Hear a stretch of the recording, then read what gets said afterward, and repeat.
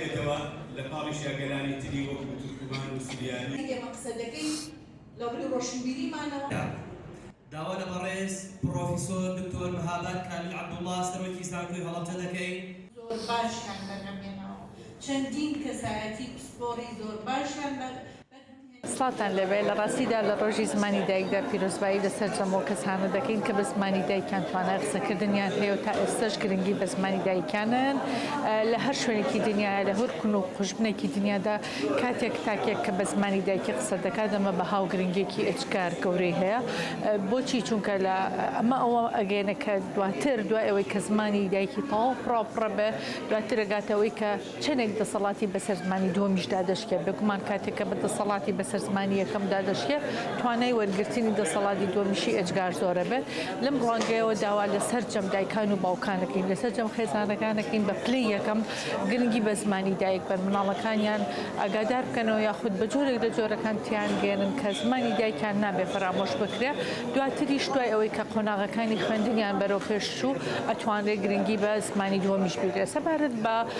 خوێندن لە قوتابخانەکانی ناو هەرێمی کوردستان یاخود دەرەوەی هەرێمی کوردستان لە ڕاستیدا ئێمە ئەوە ناشارینەوە کە دیاردەیەکە ئەویش ئەوەیە کە مناڵەکان زیاتر لە قوتابخانە ناکوردیەکانە خوێنن کە ئەمەش جۆرێک لە جۆرەکان زەرری هەیە بۆ زمانی کوردی بە تایبەتی لە هەرێمی کوردستان و لە ناوچە دابڕاوەکانە دەبێت حکوومەتی هەرێم ئاگای لەوە بێت کە ئەم مناڵانە کەم خوێندکارانە لە قۆناغەکانی یەکەمدا دەبێت زمانی دایکیان بخوێنن دواتر زمانی دووەم وەرگرن و سەبارەت بە زمانی کوردیش بێگومان حکوومەتی هەرێمی کوردستان و لایەنە پەیوەندی دەرەکانی دەرەوەی حکوومەتی هەرێمی کوردستان دەبێت لەوە تێبکەن کە لە ناوچە دابڕاوەکانە گرنگێکی ئێجگار زۆر بەم بابەتە بێت و قوتابخانەکان پاڵپشتیان بکرێ هاندانی مامۆستاکان بکرێ بۆ ئەوەی لەم بوارەدا پێشەنگ دوانەکەون و دوای کاروانەکە نەکەون. ئێمەی کورد مافی خۆمانە شانازی بەم ڕۆژەوە بکەین. ڕۆژەدا ڕۆژی زمانی دایک پیرۆزبایی خۆمان ئامۆستەی سەر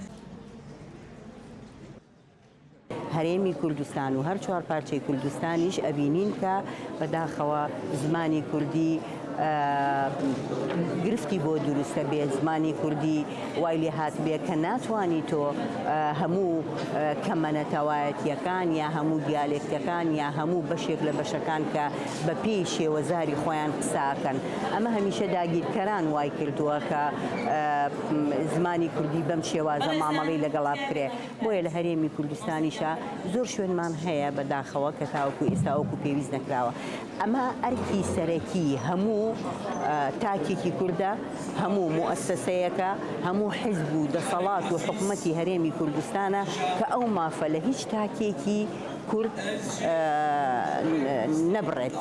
واتە مافی سەرەتایی و سەرەکی خۆیەتی کە لە هەرێمی کوردستانە هەر کەسێ بە شێوەزاری خۆی قسە بکە بۆیە گرنگە ناوەندە زانستیەکان ناوەندە کولتوریەکان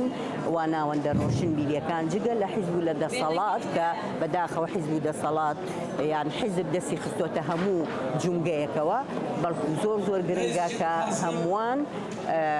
ئەو مافە زەوت کراوە بگەڕێنەوە بۆ هەموو ئەو بەشانەی تر و بکرێت هەر ناوچەیە بە شێوەزاری خۆی قسە بکە بە یاسا زمانی کوردی یاسامان هەیە لە پەرلەمانی کوردستان تایبەت بە زمانی کوردی و بەپێی ئەو یاسایە گرنگی بە شێوەزارەکانیش ئەدرێ و ئەو مافە ئەدا بە ئەو